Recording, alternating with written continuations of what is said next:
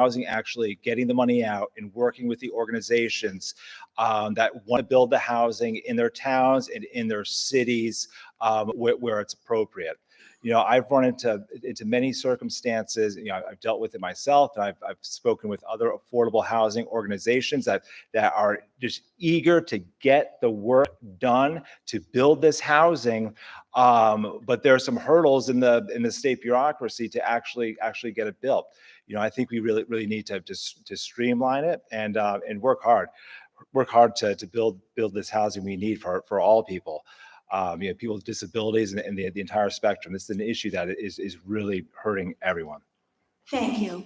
And Mr. Yeah, I think that investing in individuals that may need the assistance, that are struggling with a disability, to be able to find affordable housing is something that is a worthwhile investment. We talk again about priorities. Our budgets are about priorities, and you're hard pressed to find a larger priority than helping those that are struggling with a disability to find shelter and find housing for themselves and their families. So that's a worthwhile investment, undoubtedly. I think that, again, when we speak about affordable housing, I think it's important to note that it should be done at a local level. We've seen a lot of communities collaborate in terms of the housing and how it's developed. And I believe in Hartford, far too often, the bureaucracy gets involved, and top-down policy from Hartford as it relates to development never works. One size fits all policy is never a good thing, particularly when it comes down to development of local communities. When we have 169 towns, 18 many small communities within the 30th district. So I do support policies which help invest in individuals looking to seek affordable housing, particularly individuals, as you mentioned, that are struggling with disabilities. And at the same time, I believe the collaboration needs to be done at the local level with residents and neighbors at the local level, not from Hartford down to the local communities. Thank you. Next question. Do you support the expansion of natural gas and, by extension, a compression station in Brookfield? This goes to Mr. Harding. No. I live maybe half a mile from this compressor station. I don't believe that it provides any benefit to the town of Brookfield. I believe that it's detrimental to the health of the community. It's detrimental to the safety of the community. And frankly, we don't, in Connecticut and in the surrounding community, receive any benefit from this pipeline. None. The gas goes through the town of Brookfield into New York. We don't even get to tap into the gas. So we are being faced with the public safety and health hazard of the pipeline being expanded in Brookfield, literally a half a mile away from my family and where my children are going to go to school at Wisconsin, where I went to school, and receiving zero benefit for it. So no, I do not support the expansion of the pipeline. Thank you, Mr. Harding. Mr. Potter. So I will note that Stephen submitted testimony this spring saying that we should look at all ways of expanding natural gas supply within the region. The Brookfield compressor station, it's a situation where the Iroquois pipeline coming through there, and they're trying to get a lot more gas through there. And it's going to create air quality impacts. It's close to a lot of people, including Stephen's home. And it's a real problem for Brookfield, and I do oppose it on air quality grounds and on the the impacts in the local area. And while it's true that Connecticut does not tap into the Iroquois pipeline, energy markets are regional. The Iroquois pipeline feeds the Cricket Valley plant, which is 6 miles over in New York State, 6 miles from my house in Kent. And it stands to reason that if Mr. Harding is in favor of expanding, natural gas supply, that if he's going to be consistent, he should also support this compressor station. But I understand that it is in his backyard, and so he feels compelled to oppose it. Thank you. Next question. As you are aware, the electric rates have gone through the roof here in Connecticut. What can you do as a state senator to reduce the electric rates that Eversource is charging? And why are we paying so much for the public benefits portion of our bills? And this goes to Mr. Potter first. So I volunteer at the Kent Food Bank. In 2023, when Stephen was beginning his first term as a state senator, I was volunteering there, and we had a spike in energy rates then that was as bad as they are now. And we had families coming into the food bank that we had never seen before because of that spike in utility rates. And that struck me at the time as something that absolutely should not be happening. You know, we can't guarantee that electricity is going to be free, of course, or very inexpensive, but the state should be able to figure out a way to provide stability so families aren't hit with enormous unexpected bills. So I think there are a number of things that the state can do to start by stabilizing utility rates. In this latest spike in rates, the Public Utilities Regulatory Authority used their discretion in a way that really hurt ratepayers. They could have begun the payback period sooner.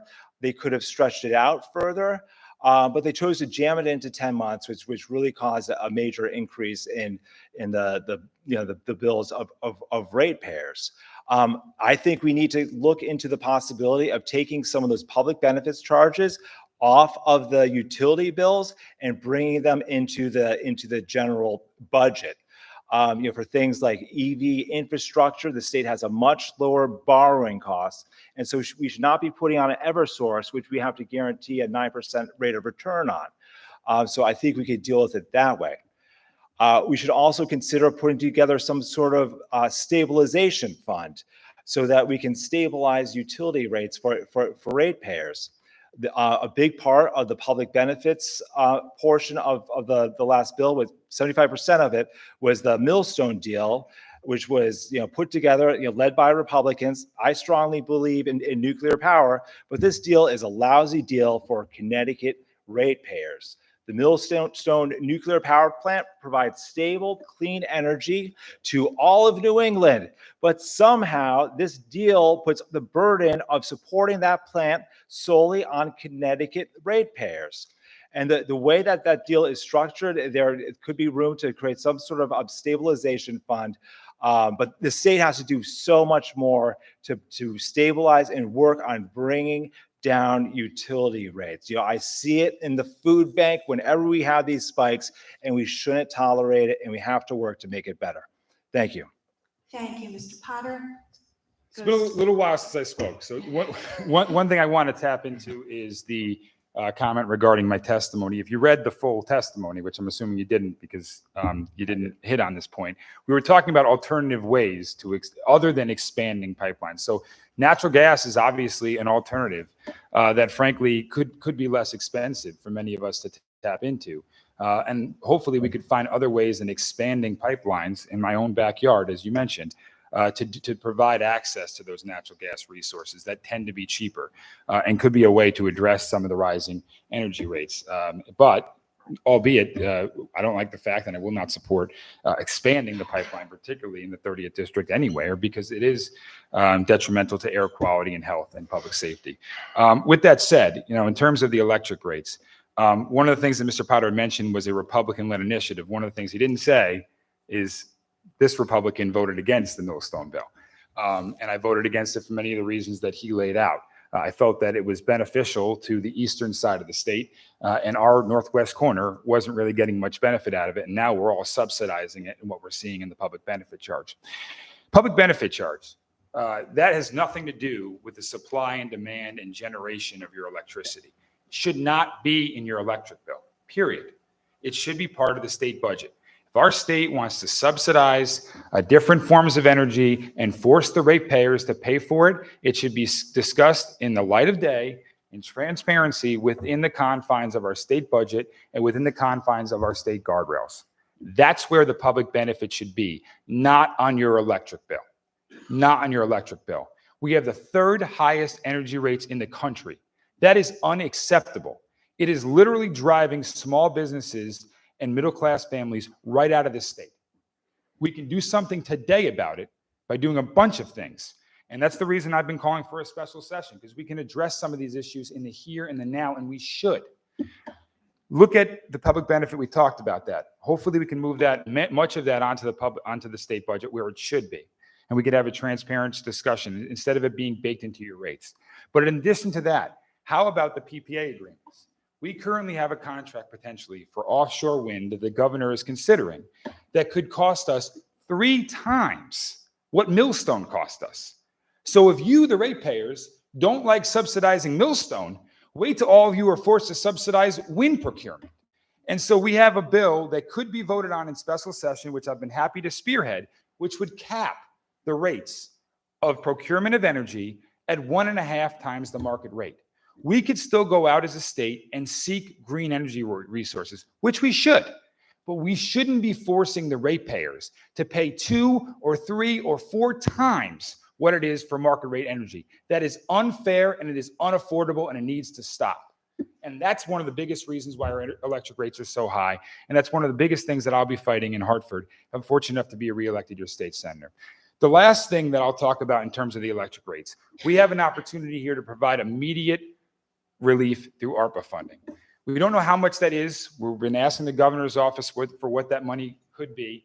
But as of a few weeks ago, it was up to $700 million of that being unallocated. I mean, if we could provide $700 million of relief, it may seem small in each individual bill, but when you speak with constituents and the doors that I knock and the people that I speak with, every single dollar makes a difference. And we should be utilizing federal funds and returning it right back to the ratepayers and helping offset this ridiculous, exponentially increasing electric bills. We, as senators and representatives, deserve to, our residents deserve that from us. Thank you. Next question. Do you have confidence that the Secretary of State and our election process here in Connecticut is a secure one? And would you attest and certify the results of our state election process regardless of the outcome of your party's candidate? And this goes to you, Mr. Hartman. Yes. So I certainly don't question election results. But the one thing I will say is what we saw on tape in Bridgeport back in the summertime. Last summer. And that's unacceptable. We had an impartial, apolitical judge see an individual committing voter fraud pretty substantially with absentee ballots, and then being so struck by it, as that judge should have been, and demanded and ordered by judicial order a new election because of it. And unfortunately, I've tried to make many efforts to further ensure the protection of our absentee ballot system. And I think it's really important because we have a referendum that all of us are going to be voting on in this upcoming election based upon no excuse absentee ballot voting.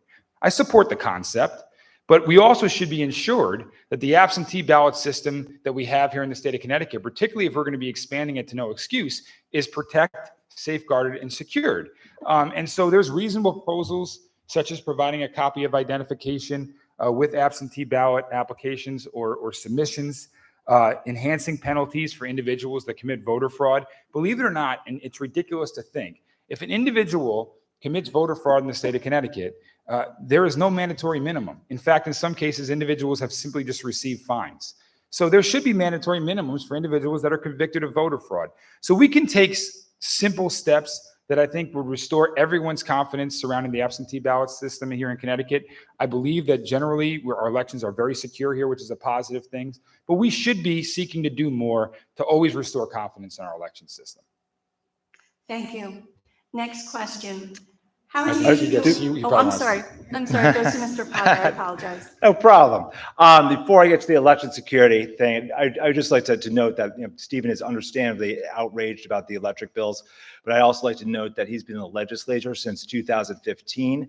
And when I was seeing the impacts of what was of the electric bills at the food bank in 2023, he was beginning his first term as state senator. So I do believe in the security of our election systems. I have few reservations. There was the incident down in Brookfield where an unscrupulous campaign did in fact, gather absentee ballots and put them into the ballot box. But I don't think there's any reason to suggest that there's any sort of widespread voter fraud in Connecticut. And I'm happy to hear that Stephen says he supports no excuse absentee voting, which I see as a way to perhaps shift away from what we're doing now with early voting, which is costing our towns a heck of a lot of money and is very complicated. But Stephen voted against putting no excuse absentee voting on the ballot. So thank you. Okay, thank you, Mr. Potter. Now we'll do the next question. How do you feel undocumented immigrants have impacted our state budget? including the expense for their healthcare and education costs? And what is your position on providing services for this population? And this goes to Mr. Potter. So it's unfortunate that the Republicans generally have been sort of vilifying the group of people, many of whom are, valued members of our community, many of whom have been here for years, working in our restaurants for various businesses. They're raising their children here. I do think we need to be very, very cognizant of the cost and be careful about the benefits that we provide. But let's just, remember that these are human beings, many of whom are important members of our community. And if there's, now we provide health insurance to undocumented children, and I'm pretty sure if you do the math, by providing health insurance, it ends up costing the state a lot more than if the children were just uninsured. So, I think we need to have a reasonable, compassionate policy when you're talking about the undocumented in our community. Thank you. Thank you, Mr. Harding. When we talk about rhetoric, one of the things is important from your state senator is there's not rhetoric about political parties in terms of saying that every Republican is doing something. I can certainly tell you that as a Republican and also being cross-endorsed by the Independent Party, not every Democrat thinks the same way. Not every Republican thinks the same way. And someone should never simply be dismissed because who they may vote for on a presidential ballot and who their political party is. So to basically subject every single, or at least half people in your district based upon their political party affiliation is just simply unfair. We all have different opinions on issues, particularly even within a party. And as a state senator, I'm going to respect you, whether you're a Democrat, Independent, Green, Republican, I don't care. Okay, that's one thing. The second thing is, in terms of undocumented immigration, I think that's where we need to be very careful. We have made some significant expansions and expenditures in the services that we provide undocumented immigrants in our state. And we also, we have to have compassion. Mr. Potter is exactly right. We have to be humane in how we treat every single individual that enters our state. But sometimes when you create policy that drives a population into the state, making your state different than any other state in the country, it lopsides cost to one particular state. And that's the reason why I think when it comes down to providing programs or assistance particularly to an undocumented immigration population, it should be done at a federal level. Immigration is a federal issue. The federal government should be dictating what qualifications are for each particular, for immigration purposes. It should not be done on a state-by-state basis because you have outliers in certain states providing some things and certain states providing others. One of the things when it comes down to undocumented immigration that I have opposed is basically this implementation of a trust act, which essentially says that unless an individual that commits a crime is committing a crime such as murder or something almost equally egregious, the local police and troopers can't even speak with federal immigration. That's not right. No logical person thinks that is good public safety policy. So there should be Trust Act areas that should be looked at in the legislature, which I would support. If an individual is committing a crime, our troopers and our police, local police, should have an ability to at least communicate with ICE and the federal government. Thank you. The next question. The right to an abortion has been codified in Connecticut state law since 1990. The U.S. Supreme Court's decision to end the federal constitutional protection of abortion did not impact abortion rights in Connecticut. Would you support a Connecticut constitutional amendment to guarantee a woman's right to an abortion and reproductive choices? And this goes to Mr. Harding. I certainly would. I support the codification that's currently codified Roe v. Wade. I support Roe v. Wade, and I support its codification within our state law. I think it depends on what the constitutional amendment said and it's worded. But generally, if the amendment is similar to the way that the statute is constituted, I would not have an objection to that. Thank you. It goes to Mr. Potter. So first, I'd like to address Stephen's comments just regarding Republicans. I clearly did not mean all Republicans, but we hear a lot of rhetoric coming from the national level in particular that is not kind to undocumented immigrants. So on the reproductive freedom, I absolutely would support a constitutional amendment. And I would have also supported the Reproductive Freedom Defense Act that was passed back in 2022, right before Roe versus Wade was overturned. I have a fundamental problem with this notion that is coming down from some folks that women's rights are states' rights.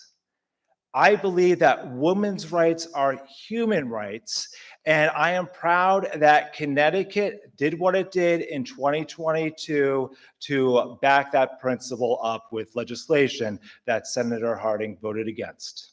Thank you. Thank you. Next question.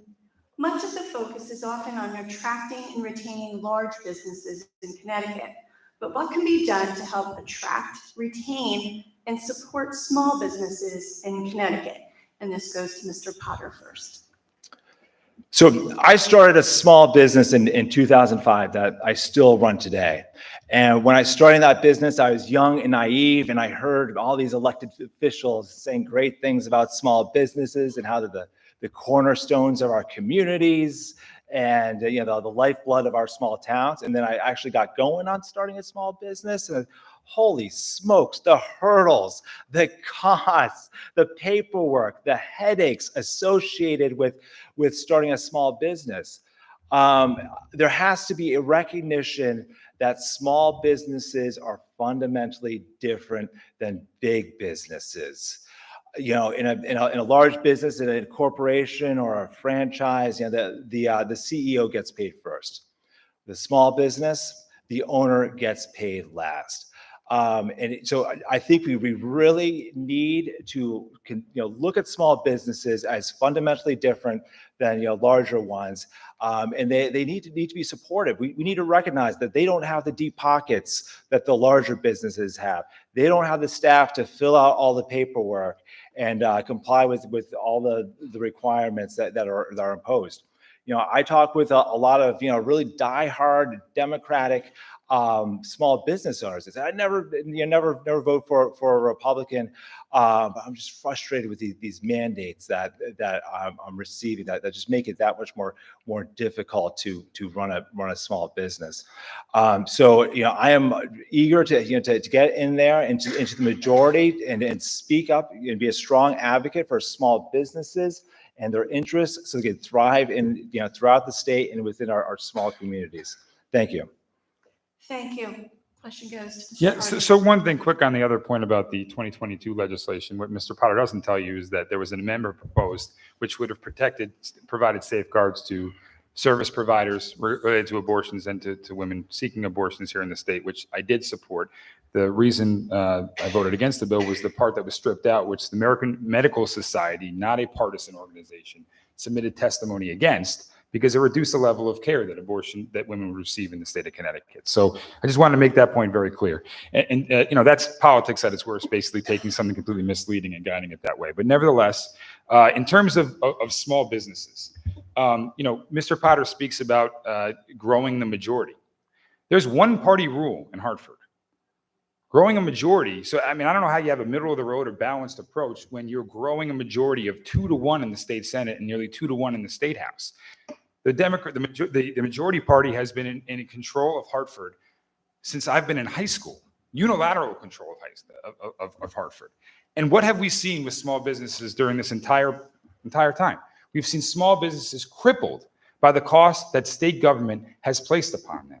We've seen electric rates skyrocket despite efforts by many in the minority party, including myself, to reduce those electric rates and make reasonable steps to reduce those electric rates. We've seen taxes skyrocket. We've seen two of the most historic tax increases in my first few years in Hartford, and I was proud to vote against. And we see this effort by many in the majority that Mr. Potter wants to grow to remove those fiscal guardrails, to basically move back in the direction that put us in where we were not that long ago, which would force us to increase our taxes. We're going to be setting up next year, based upon the majority party's budget this year, with a $500 million deficit. Where are we going to come up with that money? Unless we find efficiencies within our government, we're going to be looking at least a $500 million tax increase. And if you want to talk about the bottom line of small businesses, that's what drives them out in the middle class families the most, We have to control our spending. We should be working to reduce taxes. And I also want to speak to the fact of regulation. The majority party in Hartford, that Mr. Potter wants to grow, has mandated that an employer of one employee has to provide paid sick leave. Think about that, what that would do to small businesses. I've spoken with countless small business owners that have compassion, that have a heart, that say, we see what we can do to help those individuals if they're sick. But at the end of the day, when you mandate it, and I'm a one-person corporate company, I'm probably thinking about not hiring an individual because I can't take on that type of risk. We should be doing everything possible in Hartford to promote businesses, to be looking for cut downs on regulations, to make it easier for small businesses to grow here. And unfortunately, what we've seen in Hartford is an approach where growing bureaucracy, growing regulation, continued spending, continued taxation, that's the wrong way to go when it comes down to growing our small businesses. That's a wrong way to go for our state. Thank you. Next question. Do you support a repeal of the police accountability bill? And this goes to Mr. Harding first. Yes. If you speak with police officers, that bill alone, in terms of morale, basically that bill told police officers that we didn't trust them, that we didn't appreciate the job that they were doing. Our first responders are the ones that are on the line each and every single day protecting our communities. They should be applauded for what they do. Applauded. They shouldn't be degraded. And what happened in 2020, I was proud to vote against the bill because I felt that it was everything other than supporting our law enforcement. In addition to that, we talk about illegal guns. We talk about illegal drugs. We have a problem all across the state with that. We should be working to tackle that. If you speak with police officers and troopers, they will tell you the number one way they were able to get illegal guns and illegal drugs off the streets was through consent searches. That police accountability bill took away those consent searches. They took away the number one mechanism of law enforcement to get drugs and to get illegal guns off our streets. So for that alone, I would support the repeal of the measure. I voted against the measure when I was in Hartford, when I was a state rep. I certainly would support its repeal today. Thank you. Mr. Potter. So I just like to address the majority party this, the majority party that sort of stuff. After criticizing me for using the term Republicans, it's pretty rich for Stephen to start throwing that around. The majority party is the one that controls Hartford and gets stuff done.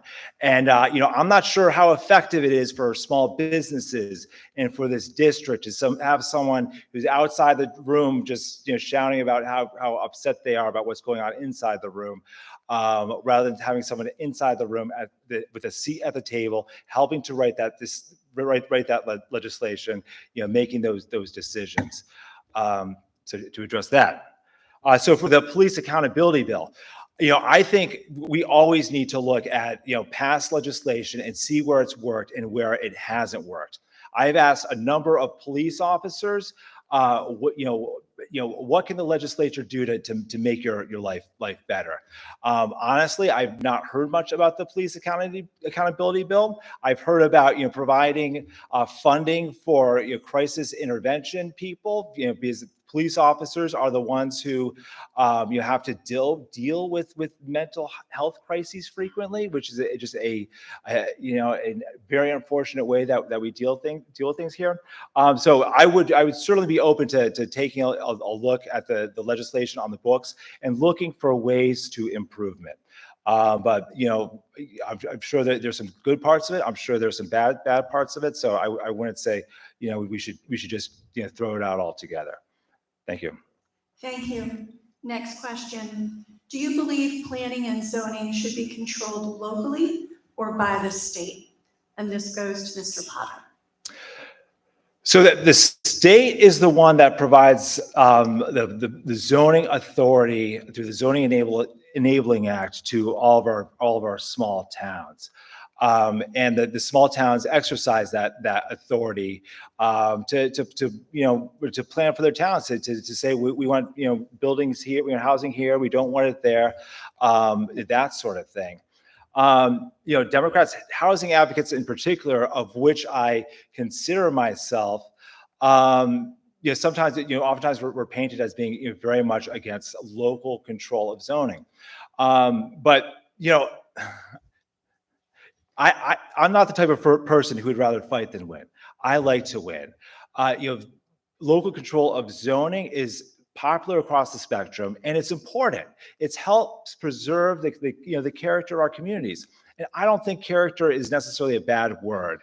It is, we're not supposed to use it in our zoning regulations, but it's important, and I definitely understand it. I don't see local control of zoning as necessarily being what has caused our housing crisis. I think that we can work with local control of zoning and still build the housing that we need. Thank you. Thank you. Mr. Harding. Well, by virtue of the fact that we have 8-30G, and I know my opponent supports 8-30G, he might support some modifications of it, but I don't support 8-30G at all because it is statewide zoning. And any sort of law or legislation that dictates how much affordable housing a community can or has to have is not policy that I support. And in its virtue is statewide zoning. And any work on the part of anyone in the legislature to implement certain transit-oriented zones and the like are all efforts, albeit maybe small, to implement smaller measures towards a goal of statewide zoning. I have always opposed those measures. The character, the beauty of our communities is critically important. We look at Goshen, which is the watershed for so many communities throughout Connecticut. So the ecology of our community is also important. If we care about the environmental aspects of our community, overdevelopment is one of the critical aspects of this campaign. I have always stood by local zoning. I have always stood against overdevelopment of high density housing or overdevelopment of any high density construction in our communities. The Northwest Corner's beauty is one of the greatest aspects of where we live and where we call home. And frankly, statewide laws that force development upon communities works contrary to that. So as your state senator, I will always oppose that and will always oppose measures to force high density development in our communities. I think it's wrong. Our neighbors don't support that, and neither do I. Thank you. I'd like to address that. You'll have time on your next question. Okay. Oh, yeah. The next question is, should a person who is born a male be allowed to compete in women's sports in Connecticut? And this goes to Mr. Harding. Now, I believe in supporting women's sports. I have a difficult time allowing a female athlete, albeit I understand what they're going through and support them in that effort, but allowing them to play in women's sports, female sports. I've spoken with a lot of female athletes that have many issues with that, and I support female athletes or females playing female sports. Thank you. Mr. Potter. Back to zoning before we get to this one. So we have a real housing crisis in Connecticut, and we need to do something about it. What Stephen cited as transit-oriented development as something to be forced on communities, it was entirely voluntary. I am very much in favor of incentives, sort of voluntary assistance from the state to get the housing we need built.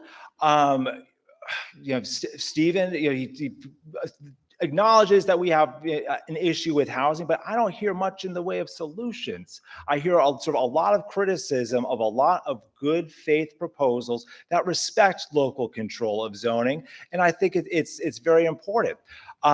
Stephen mentions 830G, which is a law that has been on the books since 1990, when I was 10 years old, and I was through.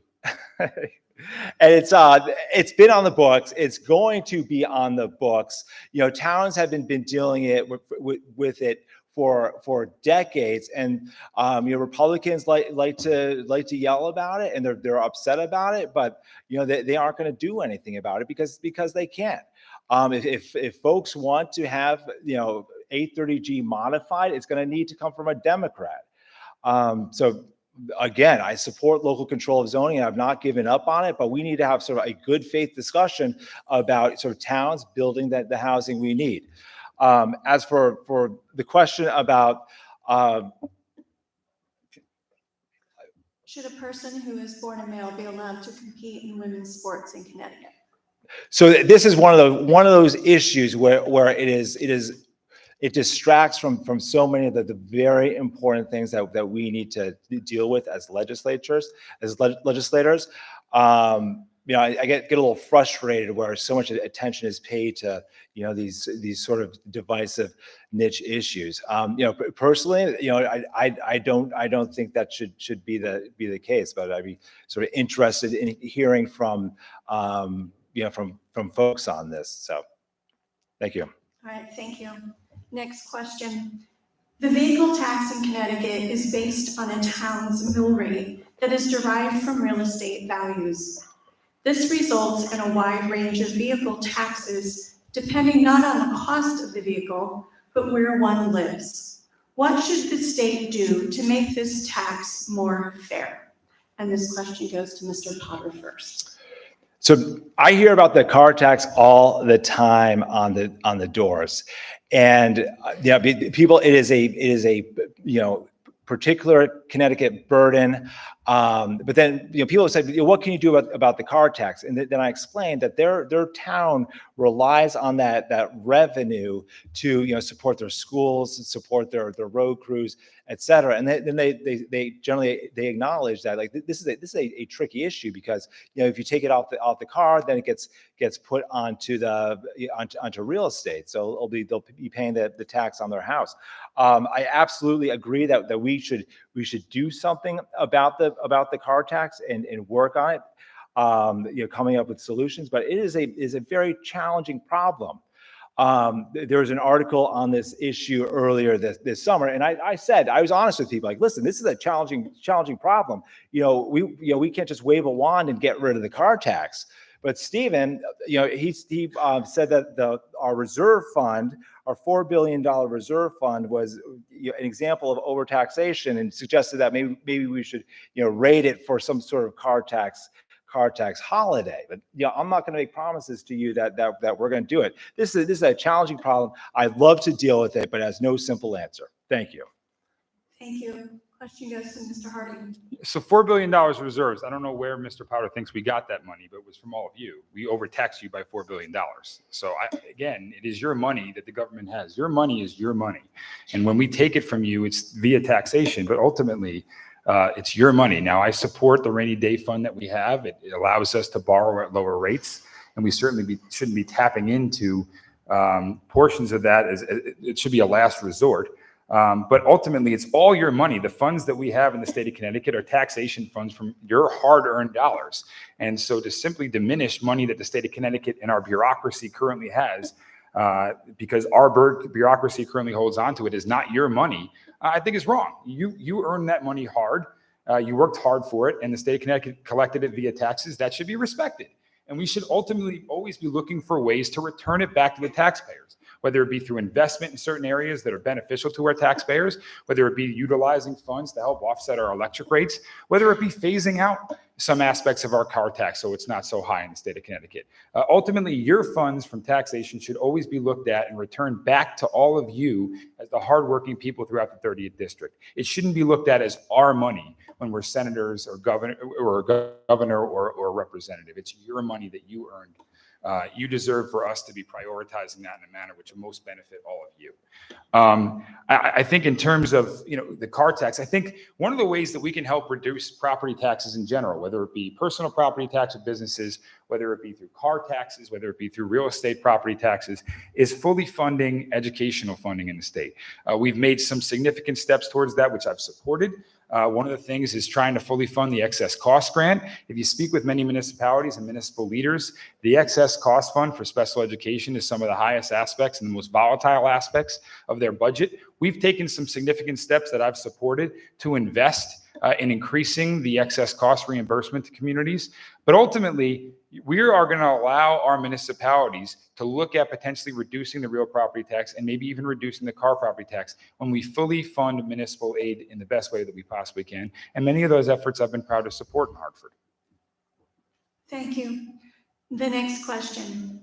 The Connecticut State Legislature voted to remove the religious exemption for children and their siblings who opted not to be vaccinated, resulting in them not being able to attend school.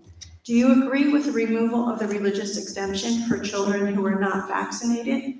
And if you do not, would you support reinstating the religious exemption? And this question goes to Mr. Harding. Yes, I do. I voted against repealing the religious exemption when I was a state representative. I would certainly entertain an effort to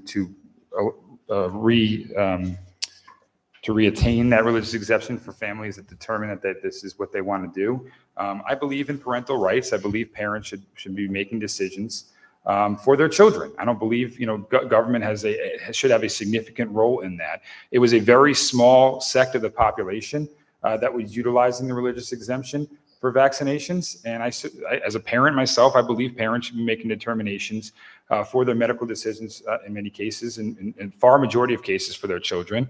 And we have a state constitution which allows for public education for every single student in the state of Connecticut. And when you don't allow students to attend school based upon religious exemptions, you're precluding a population of students in the state of Connecticut from school based upon what their religious decisions may be. Thank you. Mr. Potter. I'd just like to circle back to this reserve fund that we discussed a little before. So Stephen likes to talk like he's a real fiscal hawk, watching out for the fiscal guardrails. But that reserve fund that he says is a symptom of overtaxation was created by the fiscal guardrail. So that raises questions for me as to, how committed is he to actually sort of maintaining the fiscal guardrails? He talks about Democrats as being the ones that want to undo them and weaken them. So I'm surprised to see him characterize this reserve fund, which is going to allow us to weather financial storms, as a sign of overtaxation. As for the religious exemption, I do not support repealing it. I've spoken with some families who have been subjected to it, and I'm sympathetic to their issues with trying to educate their children, but they made that choice, and I'm looking out for the interests of my children and all the other children who've gotten vaccinated, and for the children who can't get vaccinated but need the protection of having their classmates vaccinated. I think it is important that we stick with them. I also think we need to support those families that opted out, and make sure that they have the resources they need to educate their children outside of the schools. Thank you. Thank you. Next question. If elected, would you support the Connecticut Climate Protection Act? And this goes to Mr. Potter. Absolutely. That was one of the frustrating things about the last session there. Senate Republicans, there are only 12 of them. There are 24 Democrats. They do not have much power, but they do have the power of the filibuster. And they pick and choose what they want to use their filibuster against. They threaten to use the filibuster to block a proposal to keep guns out of polling places. And my understanding is that was part of the deal with there's a threat of a filibuster with the Climate Protection Act. And Stephen called the failure of that bill to get through the legislature as a great victory. I don't see it as a great victory. I see climate change as as a real threat that we need to take seriously. So I would support it, and I've been endorsed by both the Sierra Club and the Connecticut League of Conservation Voters, and I serve on the board of 2 environmental organizations. These things are very important. Thank you. Thank you, Mr. Harding. Well, I just find it interesting because you should elect Justin, because I have no power in Hartford, but somehow when he can attack me, I have all the power in the world to stop every bill from being called. So how that works, that logic, God bless you for that logic, Justin. But in terms of, first off, one of the bills in the polling stations that you referenced, you're attacking me for stopping it. If you looked at the record, I actually voted for it at the Judiciary Committee. So that is interesting. If you looked at the records and actually did some research on this, you would see that I supported the measure that you're attacking me with somehow stopping, that I unilaterally had the power to stop. And also, what also is something I think is very important is what this climate bill did, okay? And if you speak through it, other than the platitudes of what it did, and actually speak to the substance of what it did, most logical individuals would take a step back and say, this is unaffordable for our state. It gave unilateral authority to the Deep Commissioner to implement any taxes, fees they saw fit without legislative approval. If you think your electric rates are high now, imagine what they would be if this bill passed. This would allow them to consider the EV mandate. We all spoke about that and how difficult the fight that was when the majority tried to push an EV mandate through, where after a certain period of time, you couldn't purchase gas-powered vehicles. Imagine what that would do to middle-class families looking to buy a car and how expensive that would be, and for our grid to have to be forced to sustain that. So instead of looking at platitudes and how a bill sounds nice, it's always important as a senator to actually read the bill and understand what it does to your constituents. That's the most important part of looking at policy as a state senator and understanding the ramifications by which a bill that's passed would impact your constituency. I'm sorry.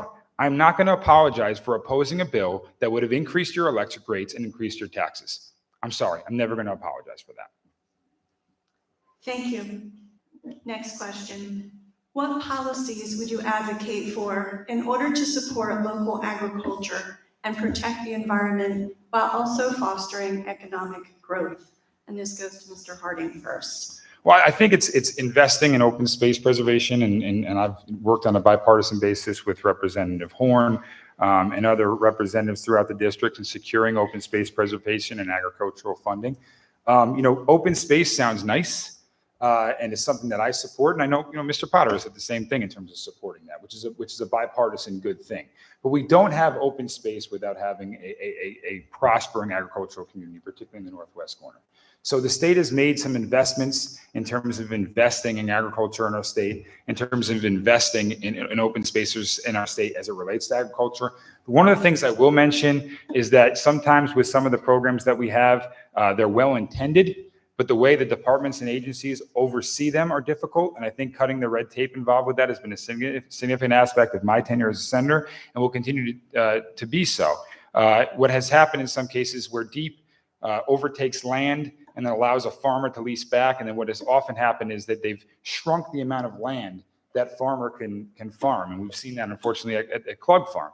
So I believe in programs that will foster agriculture, allow it to prosper here in the northwest corner of the state, but also be mindful of the fact that some of these programs become too regulatory upon the farmer and having significant insight into that.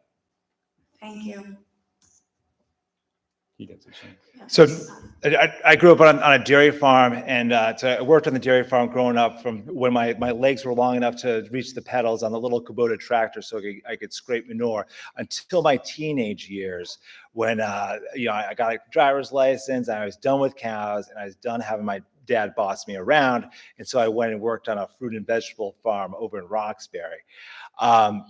Agriculture is very near and dear to me. It is essential to the northwestern Connecticut economy and to the culture of the area. What I'm hearing from farmers is a lot of the same things that I'm hearing about from other businesses.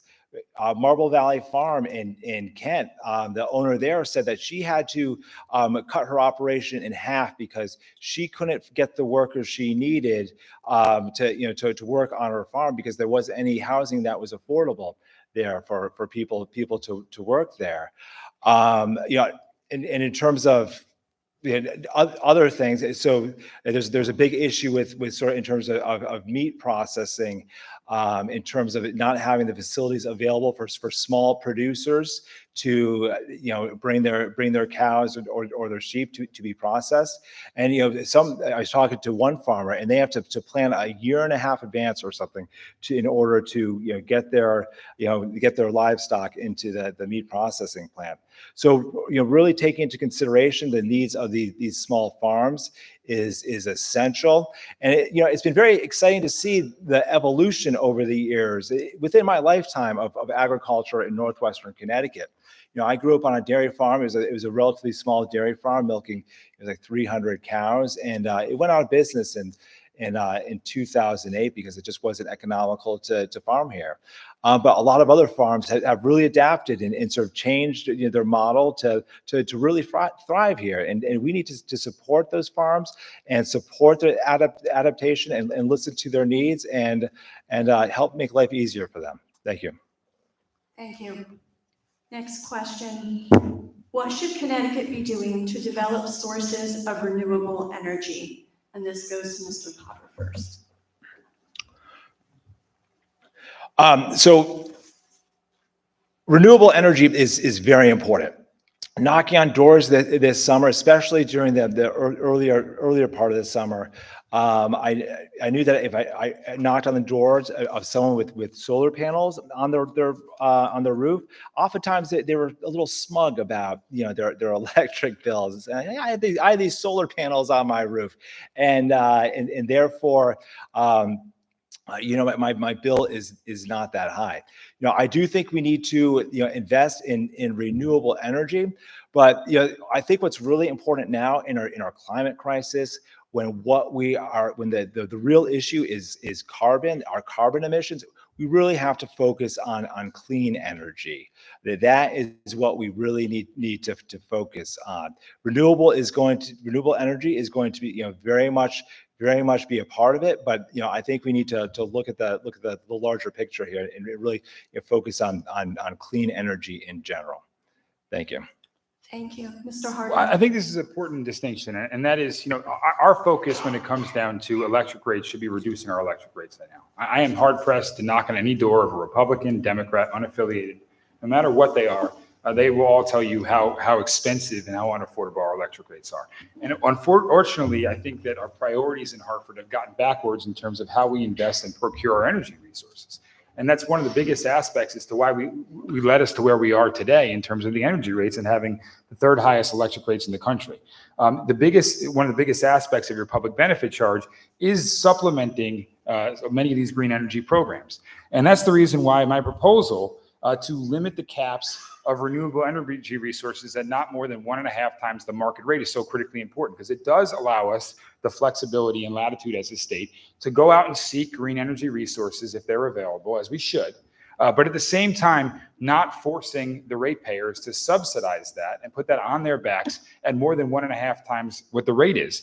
And what I think a clear distinction is I'm absolutely opposed to this contract that's underway that is going to force the ratepayers to potentially pay 4 times the market rate for supplementing a procurement of wind energy. And I haven't heard my opponent on that at all, and adding that to your bill. I mean, if you think supplementing Millstone is high, which I voted against, which I agree is high, think about 3 or 4 times what Millstone is and being forced to now supplement that in your next electric bill. So I think it should be clear where the candidates stand here in terms of you paying your electric bill and what we should be doing in terms of procuring very unaffordable, very expensive energy resources. Thank you, Mr. Potter. Oh, I'm sorry. I was going to respond. Is it my opening? Yes. So I think you need to ask the next question. Then I'm going to say I'm going to take time on this. Sorry. Yeah. So we have less than 2 minutes for Mr. Harding, but we will go to another question. Connecticut supports farmers by having different tax rates for farmland and equipment. Can these lower taxes be extended to the homes they live in? Are there other ways we can support family-owned farms in Connecticut?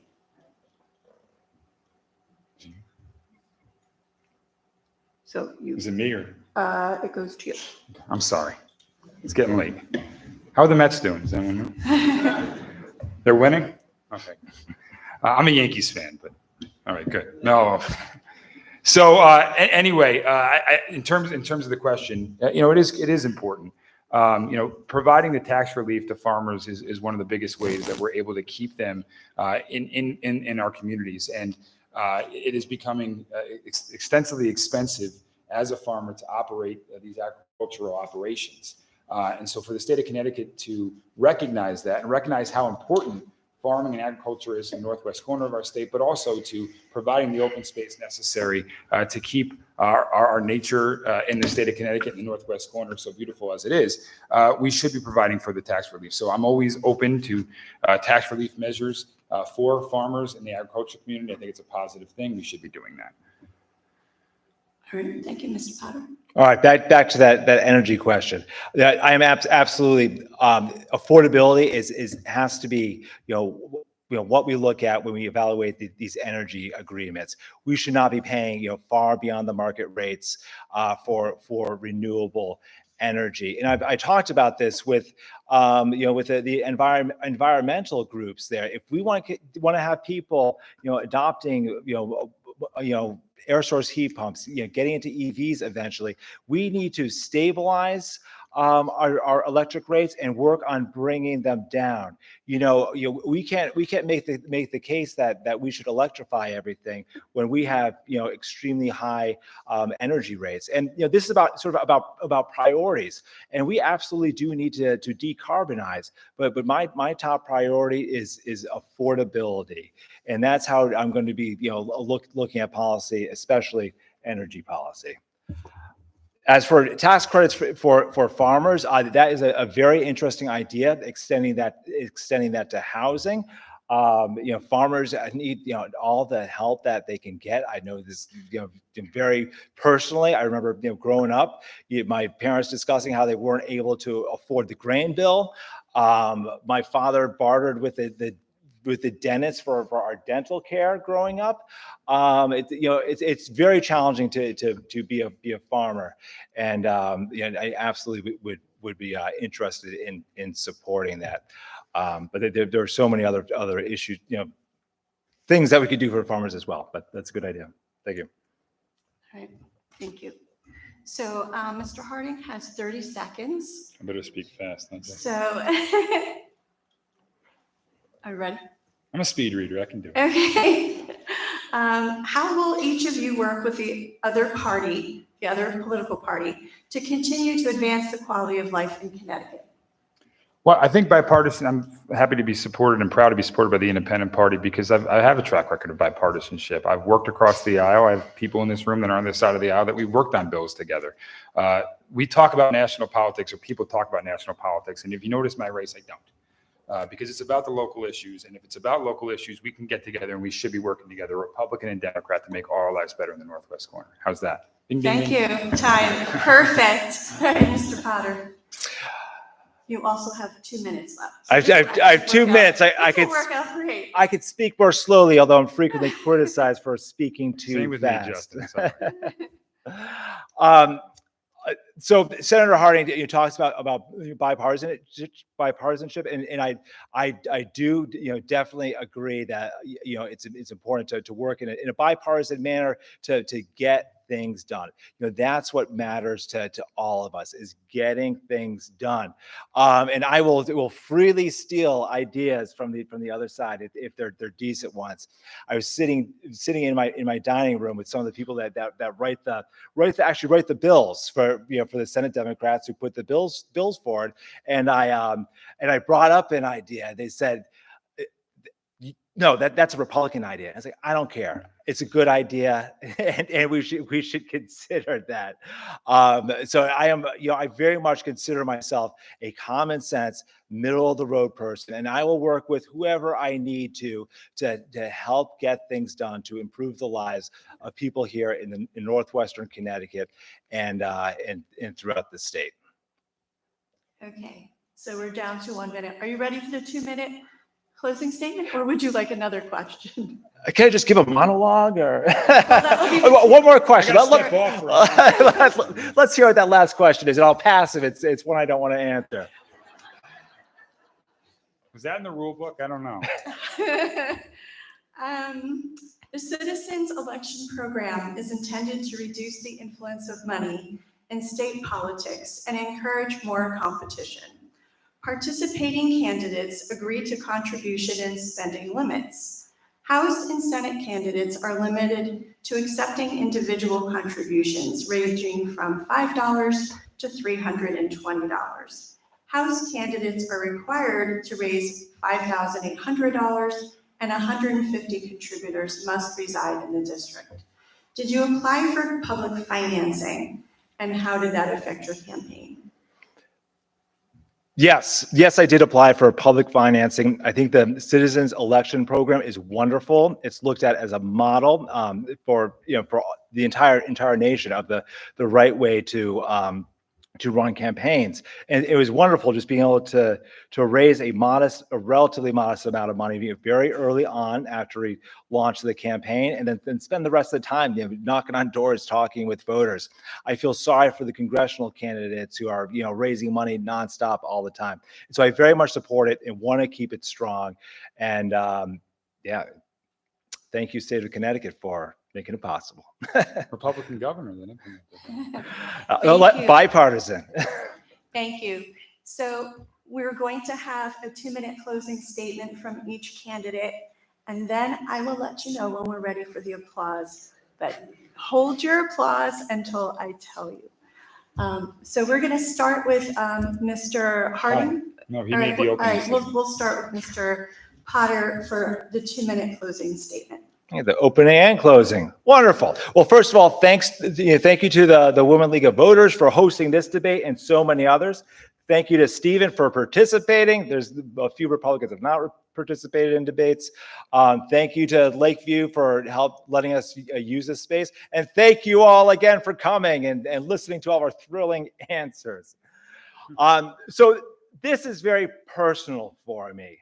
You know, I strongly believe that my children, Stephen's children, your grandchildren, I believe that they should be able to aspire to be police officers, teachers, nurses, artists, or farmers, and see a path to independence, raising a family, and retiring comfortably for right here in Northwestern Connecticut. You know, I think that is a vision that's shared by everyone in this room, no matter who you are voting for. But we have a lot of work to do to help make that reality. I was born here. I raised my family here. I serve my community here. And I'm looking forward to getting to Hartford to create a more affordable and sustainable future for all of us. Thank you. Thank you, Mr. Potter. Goes to Mr. Harding. So once again, thank you, Mr. Potter, for this vibrant discussion tonight and for coming and for your candidacy. I want to thank all of you for taking the time out of a Friday night. There's a lot of things you can do on a Friday night. Hearing from both of us may not be the most thrilling or exciting, but it's important to our democracy to hear from all the candidates and where they stand on the issue. So I appreciate you coming out tonight and taking the time to listen to us. I also support Lakeview High School, formerly Wamogo, for providing us this great venue, and of course, League of Women Voters for organizing this incredible debate, which has really been a good, positive discussion. So thank you. As I said before, outside of my marriage and the birth of Carter and Piper, this is the greatest honor of my life to be your state senator.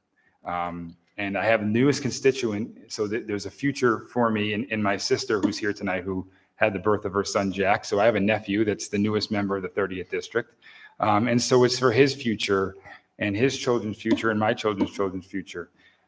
This is why I do this. I'm not leaving here. I was raised here. I've lived here nearly my entire life. And I'm never going to leave here because I care about the northwest corner of our state. We could talk about the presidential politics, the national politics, what goes on in DC. But what's important to me is what goes on with our neighbors right here at home. It's that individual in North Kingdom that gives me a call that has an issue with DSS. It's about making sure that herbicides are regulated when it's sprayed along the Housatonic Railroad and protecting our environment there. It's maintaining the local control and beauty that we have in our landscape in the northwest corner. It's making sure that we can prosper, making sure that my parents can see their grandkids raised here in their retirement years, and making sure that our state can reduce taxes and make it more affordable. I have a proven track record of bipartisanship, working across the aisle. I'm proud to be also endorsed by the Independent Party as well, because I believe in bipartisan solutions. I don't care if it's a Republican or Democrat ideal or constituent. I will always take your issue with the utmost importance, regardless of your party affiliation, because you're a neighbor of mine, and that's why I do my job. So thank you so much for making me your state senator. Alrighty, thank you so much, Mr. Potter and Mr. Harding, for giving us your time this evening, answering all of our questions. Audience, you have been amazing, so polite, so patient. Time to applaud yourselves and our candidates. You've been amazing. Don't forget, early voting starts October 21st, and we have literature out in the hallway. Both candidates will be outside. If you have further questions, please feel free to ask them. Thank you to League of Women Voters, Lakeview High School. Safe travels. Please have a wonderful weekend. Thank you. Thank you.